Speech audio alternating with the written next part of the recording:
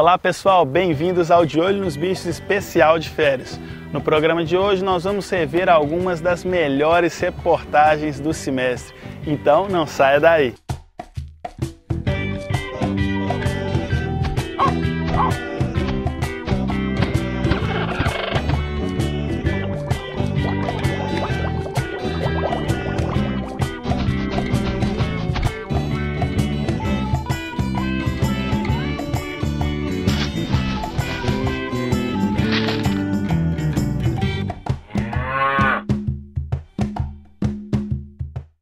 Você vai conferir uma matéria sobre a taxidermia, uma técnica que serve para conservar animais mortos.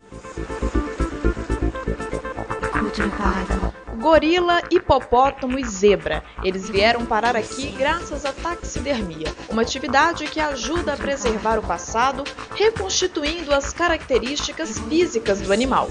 Mas como isso é feito? A taxidermia é o processo de você conservar um animal de uma maneira mais natural, de uma aparência mais natural. É feita a base de você eviscerar, você tirar as vísceras do animal e você tratá-lo com produtos que evitem a deteriorização, a decomposição dele.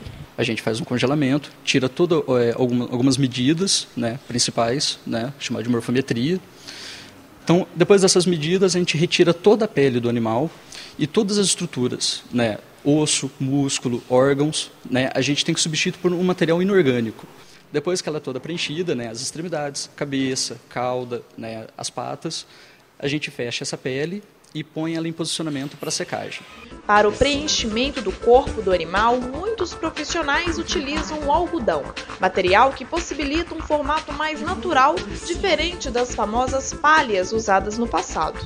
Desde a época da Renascença, quando começaram a substituir algumas estruturas, alguns modos de preenchimento, né, do animal, que naquela época utilizavam a palha, né, serragem, alguns locais ainda até utilizam serragem, só que ela não dá um formato natural do corpo. Uma técnica utilizada para várias finalidades. A inicial, quando começou a captar animais, formando os gabinetes de curiosidade, era mais a intenção de pessoas nobres, ricas, terem coisas curiosas, exóticas dentro de casa. A partir do momento que teve a visão do exótico, passou ao científico, os cientistas começaram a usar isso para estudo científico. A taxidermia científica ela é voltada para comparação, né, de espécies que não foram identificadas, dependendo do local onde que foi feito o levantamento, né, dos animais. Para os estudos científicos, os animais são montados de forma a facilitar o condicionamento. Nesse laboratório, os de médio porte cabem na gaveta e podem ser preenchidos com algodão. Já as espécies maiores são estudadas desta forma, com a pele esticada. A origem das coletas varia. Entre as possíveis causas está a morte natural, mas nem sempre é assim. As coleções foram e ainda são alimentadas, não só aqui, mas em qualquer lugar, né, do mundo, por coletas sistemáticas, né? A taxidermia é uma atividade antiga. Ela existe desde 2.500 anos antes de Cristo no Império Egípcio. Hoje, a técnica contribui não só para estudos científicos, como também para a educação ambiental. É o caso desse museu de uma escola particular de Belo Horizonte que abriga peças variadas. Aqui, o objetivo é estimular a curiosidade e conscientizar os alunos. A gente mostra para eles o animal, o hábitat, a beleza, a raridade, o exótico e a educação ambiental. Nós temos a função do animal aqui é essa. Para a criançada, uma forma diferente de aprender. Nunca vi um animal assim, tipo uma coruja desse jeito. Eu posso pesquisar mais sobre ela e descobrir de onde que ela é, dos lugares que ela é. Se eu chegar num lugar que tenha esse animal, ele é selvagem, ele é carnívoro, vai ser bem difícil de conseguir uma imagem dele. É bem mais legal ver de pertinho, porque ver na TV não é a mesma coisa do que ver assim de pertinho.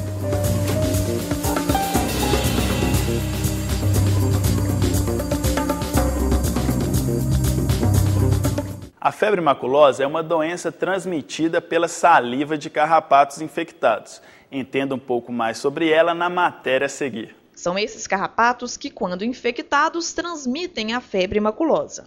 A febre maculosa é uma doença causada por uma bactéria do grupo das rickétsias, que é transmitida pelos carrapatos. Todas as fases de desenvolvimento dele é capaz de transmitir. Só que, provavelmente, o mais importante transmissor é o primeiro estágio. Porque uma fêmea, digamos, com a rickétsia, o ovo sai contaminado. E digamos assim, os filhotes já nascem contaminados. A doença costuma ser encontrada no meio rural e na periferia da cidade. Os reservatórios principais são os equinos que vivem na periferia e cães vadios. É o lugar onde você mais encontra isso, exatamente na periferia. Então é a população provavelmente mais atingida. Esse professor desenvolve um trabalho para tentar controlar a população de carrapatos que provoca a febre maculosa. Hoje nós temos um programa chamado Programa Estratégico de Controle de Carrapato, que significa uma sucessão de tratamentos acaricidas realizados no período de larva e de ninfa, através de banhos com carrapaticidas, banhos semanais. Um lugar onde os carrapatos infectados são muito encontrados é a Lagoa da Pampulha. O que nós temos na Lagoa da Pampulha é um crescimento muito grande das populações de carrapato do cavalo, que é o Amblyomma cagenense, que é o principal transmissor no Brasil, e também temos um carrapato da capivara. Portanto, é preciso ter cuidado para evitar a contaminação. Ela ocorre com a baixa frequência. Nós temos poucos casos, mas o índice de letalidade entre esses casos é extremamente alto. É uma doença rápida. Uma pessoa, desde o início do sintoma até a morte, às vezes não passa de 7 dias. Para quem quer se proteger, aí vai uma dica. Não deixar que um carrapato que atinja fique mais de 6 horas. Toda vez que você pega um carrapato, se ele ficar mais do que 6 horas, se aquele carrapato for portador da rickétsia, ele pode te transmitir a doença. A autolimpeza também é muito importante. Tira aquele carrapato e joga no vaso sanitário. Nada de pegar o carrapato e esmagá-lo. Por quê? A percentagem de carrapato que se infecta é muito pequena. Menos de 1% dos carrapatos. Só que uma fêmea de carrapato, ela põe 8.000 ovos viáveis. Então, se você está numa região onde que tem a doença, se você dá o azar de estar naquela área onde que a doença está ocorrendo, naquele carrapato infectado, você pode pegar, que é o que acontece. E chegou a hora de conhecer o desafio de hoje. Qual dessas plantas é tóxica? Alternativa A, margarida.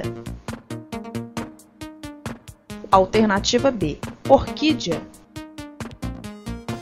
Ou alternativa C, dama da noite. Agora nós vamos fazer uma pequena pausa, mas já voltamos.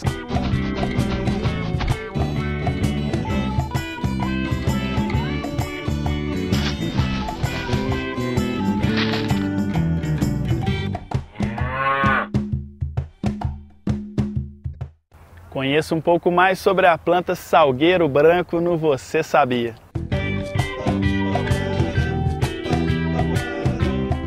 Muitas plantas produzem ácido salicílico, uma substância muito usada na fabricação de medicamentos contra inflamações e febre. Um exemplo é o salgueiro branco, famoso por ter sido uma das primeiras plantas usadas nesse tipo de tratamento, uma história que já dura vários séculos. Essa planta, salgueiro, ela é usada desde a época da Grécia Antiga, não é? Então já era conhecida como uma planta que tinha atividade anti-inflamatória. Com o passar dos anos, o que era apenas sabedoria popular foi comprovado pela ciência e a planta passou então a ser usada na fabricação de medicamentos comerciais. Hoje nós temos medicamentos comerciais, né, que podem ser adquiridos através de substâncias que foram sintetizadas a partir da inspiração, né, de compostos que estão contidos nessa planta. Confira agora uma matéria sobre o mundo dos animais usados em publicidade. Cachorro, gato, carneiro, elefante, cobra e até morcego. É cada vez mais comum o uso de animais na publicidade. Quem não se lembra desta galinha azul? ou do coelhinho com pilhas de longa duração, ou então deste tigre referência de saúde e força para a criançada. Mas não é só em forma de animação que vemos os bichinhos nas propagandas. Muitos animais de carne e osso participam do mundo da publicidade. Quando vemos uma propaganda como esta, nem nos passa na cabeça as horas gastas para conseguir uma simples imagem. A realidade é que trabalhar com animal em propaganda não é fácil. Normalmente, quando é propaganda de animal, a gente já prevê, já na hora de fazer o planejamento, a gente já prevê um tempo maior, um trabalho mais desgastante, a gente não tem domínio da situação. E cada animal necessita de cuidados especiais para tudo dar certo. E nem sempre o que os produtores querem, o bicho faz. Tinha um ator falando no estúdio, no fundo branco, ele falava um texto bem legal sobre desarmamento, para todo mundo entregar suas armas. No final ele apontava o dedo como se fosse uma arma e uma pomba branca posava no dedo dele.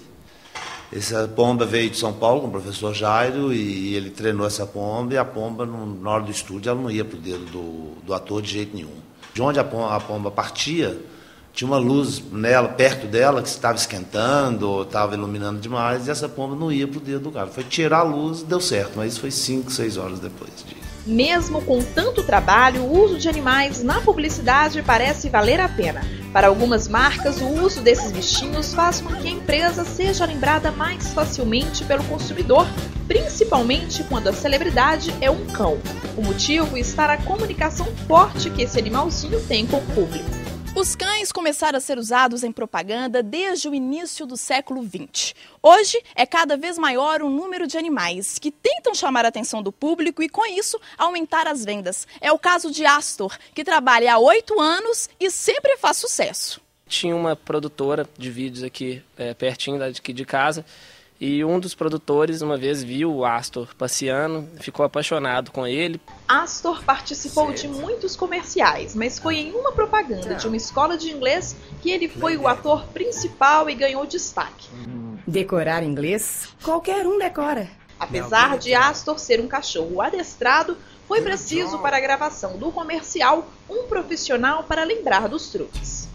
Durante as filmagens, o adestrador ficou o tempo todo lá, ajudando, né, o que fosse preciso, mas foi super tranquilo, não precisou de muitos takes, não, ele fez praticamente de primeira, então foi realmente um sucesso. E o trabalho de Astor não parou por aí.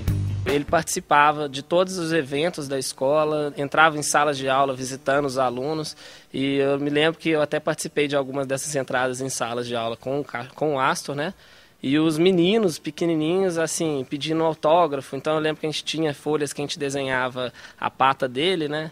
A gente passava um carimbo e colocava a pata dele, aquilo era autógrafo, e os meninos ficavam loucos e chegavam em casa e falavam com os pais que tinham, né, recebido o autógrafo do Astor. Então realmente foi um sucesso, virou um astro mesmo, né? Esse sucesso todo faz com que até hoje o cachorro seja motivo de brincadeira entre os amigos do dono. Eu já peguei meus amigos várias vezes tentando comunicar com ele em português e o outro cutucando ele falando, deixa de ser bobo, ele fala só inglês, por causa dessa propaganda. E assim os animais ajudam a construir a história da propaganda no Brasil e no mundo. Será que você acertou o desafio? Veja a resposta correta. Qual dessas plantas é tóxica? Alternativa A, margarida. Alternativa B, orquídea. Ou alternativa C, dama da noite. Planta arbustiva e muito popular pelo aroma das flores, a dama da noite pode causar intoxicação. Todas as partes da planta são tóxicas, causando acidentes quando ingerida, principalmente por crianças e animais domésticos. A dama da noite pode provocar vômito, distúrbios comportamentais e até alucinações. No caso dos animais, os sintomas acontecem em poucos minutos e podem durar até 3 horas. De Olho nos Bichos chegou ao fim. Obrigado pela companhia e até a próxima. Tchau!